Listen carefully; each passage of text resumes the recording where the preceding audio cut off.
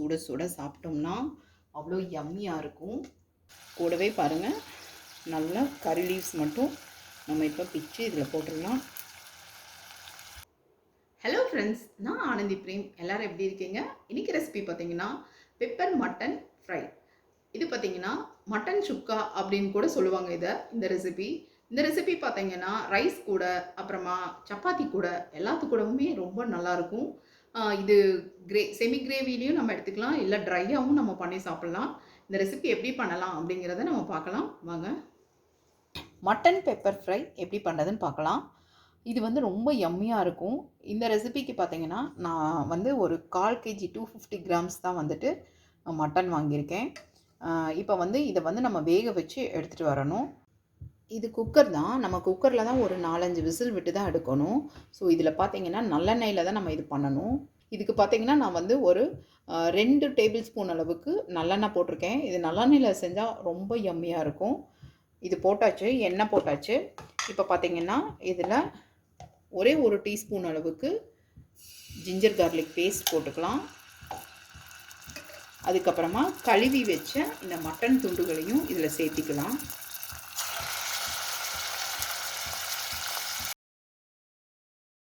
இதை நம்ம நல்லா கலந்து விட்டுட்டு கூட ஒரு 1/2 டீஸ்பூன் அளவுக்கு மஞ்சள் போட்டுக்கலாம். இதில் கூட ஒரு 1/2 டீஸ்பூன் அளவுக்கு மஞ்சள் தூள், அப்புறமா இதுக்கு தேவையான அளவு ஒரு 1/2 டீஸ்பூன் அளவுக்கு கல்லுப்பு தான் சேர்த்துறேன்.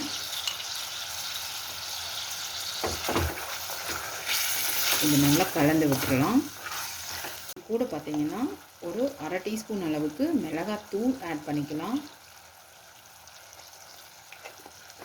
இதை நல்லா கலந்து விட்டுட்டு பார்த்திங்கன்னா இந்த மட்டன் மூழ்கிற அளவுக்கு மட்டும் நம்ம தண்ணி வச்சு ஒரு 5 விசிலோ இல்லை 6 விசிலோ நம்ம விட்டு எடுத்துகிட்டு வந்துக்கலாம். ஏன்னா ஒவ்வொரு மட்டன் ஒவ்வொரு மாதிரி வேகும். மட்டன் நல்லா வெந்தால் தான் வந்து அந்த டேஸ்டே கிடைக்கும் நமக்கு. இது கூட எங்கள் அம்மாவோட ரெசிபி தான். அம்மா தான் சூப்பராக மட்டன் செய்வாங்க.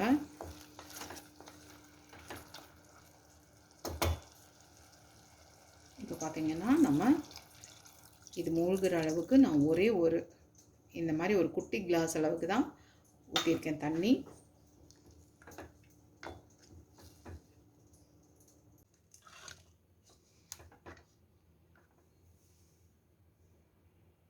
மட்டன் வேக வைக்கிறப்பவே பார்த்திங்கன்னா இந்த மசாலாலாம் நம்ம அரைச்சி அதில் சேர்த்தணும். அதுக்கு தேவையான பொருட்கள் பார்க்கலாம். இது வந்து 2 டீஸ்பூன் அளவுக்கு மல்லி விதை எடுத்திருக்கேன். அதில் பார்த்திங்கன்னா சின்ன துண்டு ஒரு பட்டை, அப்புறம் 2 லவங்கம், 1 டீஸ்பூன் அளவுக்கு மிளகு, அப்புறமா 1/2 டீஸ்பூன் பார்த்திங்கன்னா ஜீரகம், 1/2 டீஸ்பூன் பார்த்திங்கன்னா சோம்பு. காரம் மட்டும் நான் நல்லா ஸ்பைஸியாக பண்ணணும், அதுக்காக நான் கொஞ்சம் நிறைய மிளகாய் எடுத்திருக்கேன். நீங்கள் வந்து எப்படி உங்கள் வீட்டில் சாப்பிடுவாங்களோ அதுக்கு தகுந்த மாதிரி எடுத்துக்கோங்க. பாருங்கள், நான் ஒரு 6-7 மிளகாய் எடுத்திருக்கேன்.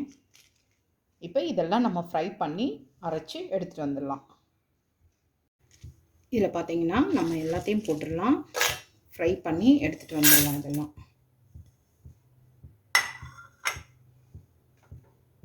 இதில் கொஞ்சம் 1 டீஸ்பூன் அளவுக்கு ஆயில் சேர்த்திக்கலாம்.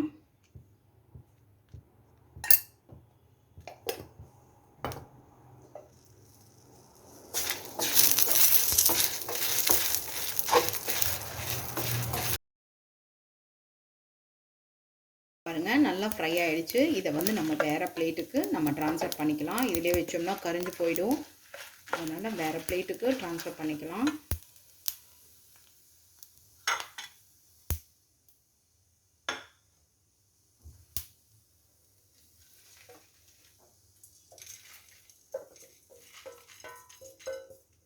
பாருங்கள், மட்டன் நல்லாவே வெந்திருக்குது. இன்னும் நம்ம இந்த மசாலாலாம் சேர்த்து நம்ம வேக வைக்கும்போது இன்னுமே நல்லா வெந்துடும். பாருங்கள், இந்த அளவுக்கு வெந்திருக்குது. இதுக்கு பார்த்திங்கன்னா ரொம்ப முக்கியமாக சின்ன வெங்காயம் ரொம்ப அவசியம். இந்த சின்ன வெங்காயம் பார்த்திங்கன்னா நான் 1 கப் அளவுக்கு நான் வந்து உரிச்சு எடுத்திருக்கேன். 1 கப் இல்லை, ஒரு 3/4 கப் அளவுக்கு இருக்கும். 1/4 kg தானே, அதனால் வந்து இதுவே ஜாஸ்தி தான். ஆனாலும் நான் 3/4 கப் அளவுக்கு நான் போடுறேன். அப்போ தான் டேஸ்டியாக இருக்கும் நமக்கு. இது வந்து கட் பண்ணி எடுத்து வச்சாச்சு. இதுக்கு பார்த்திங்கன்னா நான் ஒரே 1 டீஸ்பூன் அளவுக்கு நெய் போட்டுக்கலாம். இது ஆப்ஷனல் தான். நெய் போட்டால் டேஸ்ட்டாக இருக்கும் அப்படின்னு சொல்லி அம்மா சொன்னாங்க. சரி, போட்டு ஒரு தடவை செஞ்சு பார்க்கலாம் அப்படின்னு சொல்லி அதுக்காக போட்டிருக்கேன். ஒரு டீஸ்பூன் போட்டுட்டு கூட முந்திரி போட்டுக்கலாம். ரொம்ப நல்லா டேஸ்டியாக இருக்கும். இதுவும் ஆப்ஷனல் தான். ஒரு 2 டேபிள் ஸ்பூன் அளவுக்கு இருக்கும் முந்திரி. இது கூட பார்த்தீங்கன்னா நல்லெண்ணெயும் ஒரு 2 டீஸ்பூன் அளவுக்கு நம்ம ஆட் பண்ணிக்கலாம். அதில்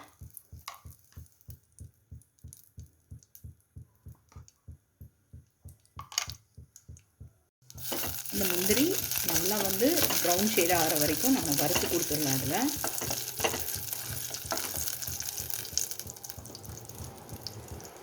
இது கொஞ்சம் போட்டுக்கோங்க.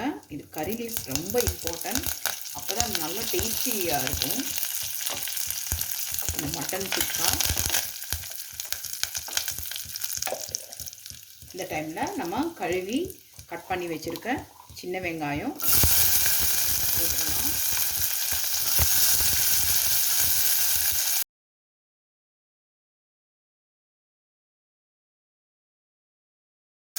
இப்போ ஒரு அரை டீஸ்பூன் அளவுக்கு ஜிஞ்சர் கார்லிக் பேஸ்ட் ஆட் பண்ணிக்கலாம். இது கூடவே நம்ம ஃபைனாக அரைச்சிட்டு வந்த இந்த பேஸ்ட்டை நம்ம இதில் சேர்த்திடலாம். நல்லா லோ ஃப்ளேமில் போட்டுருங்க. அப்போ தான் வந்து உங்களுக்கு நல்லாயிருக்கும். ஒரு சின்ன ஒரு கிளாஸ் நிறைய தண்ணி போட்டு நம்ம இதெல்லாம் கலந்து ஊற்றிடலாங்க.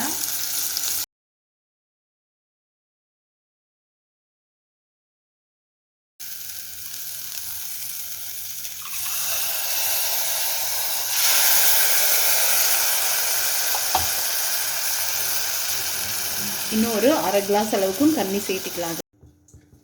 இந்தளவுக்கு தண்ணி இருந்தாலுமே பார்த்தீங்கன்னா இது நல்லா அந்த சுருளை வதங்குறப்ப பார்த்தீங்கன்னா அந்த மட்டன் கூட சேர்ந்து வதங்குறப்ப அவ்வளோ டேஸ்டியாக இருக்கும். அப்போ தான் வந்து இதோட ஸ்பைசஸ் எல்லாமே அதில் பிடிக்கும்.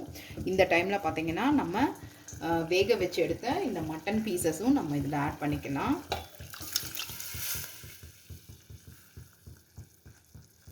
ஆட் பண்ணி கொஞ்சம் நேரம் நல்லா ஒரு 5 மினிட்ஸுக்கு நல்லா இதை வந்து குக் பண்ணி எடுக்கலாம். அப்போவே பார்த்தீங்கன்னா ஒரு பாதி இந்த தண்ணி வந்து நமக்கு வத்திரும். இது வந்து நம்ம செமி கிரேவியில் கூட நம்ம சாப்பிட்லாம். ரொம்ப டேஸ்டியாக இருக்கும். சப்பாத்தி அதுக்கப்புறமா பார்த்தீங்கன்னா ரைஸுக்கும் ரொம்ப நல்லாயிருக்கும், தோசைக்கும் நல்லாயிருக்கும். இது வந்து ஒரு 5 மினிட்ஸுக்கு நம்ம குக் பண்ணி எடுக்கலாம். இதை வந்து நல்லா க்ளோஸ் பண்ணி வச்சிடலாம். இப்போ இது இன்னும் கூட கொஞ்சம் கிரேவி வேணும் அப்படின்னா நம்ம இன்னும் கொஞ்சம் கூட தண்ணி சேர்த்தி நம்ம வந்து இதை வந்து சரி பண்ணிக்கலாம். நமக்கு திக்காக வேணும் அப்படின்னா ட்ரையாக வேணும் அப்படின்னா இன்னும் கொஞ்சம் நேரம் வந்து நம்ம இதை வந்து நல்லா கிளறிட்டே இருந்தோம்னா நமக்கு நல்லா சுருளை வதங்குச்சு அப்படின்னா நம்மளோட சுக்கா வந்து ட்ரை சுக்காவாக கிடைக்கும். இப்போ வந்து எனக்கு இந்த கன்சிஸ்டன்சிக்கு தான் வேணும். அதனால் வந்து இப்போ நான் வந்து ஸ்டவ் ஆஃப் பண்ண போகிறேன். கூடவே பாருங்கள் நல்லா கறி லீவ்ஸ் மட்டும் நம்ம இப்போ பிச்சு இதில் போட்டுடலாம்.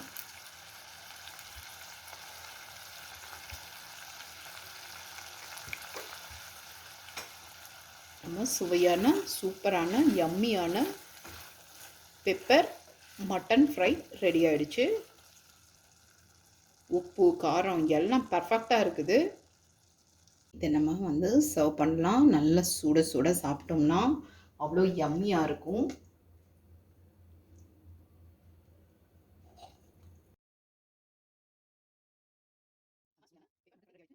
இந்த ரெசிபி பிடிச்சிருந்தது அப்படின்னா கண்டிப்பாக லைக் பண்ணி ஷேர் பண்ணுங்கள், கமெண்ட்ஸ் பண்ணுங்கள், என்னோடய சேனலை சப்ஸ்கிரைப் பண்ணுங்கள் ஃப்ரெண்ட்ஸ். தேங்க்ஸ் ஃபார் வாட்சிங்.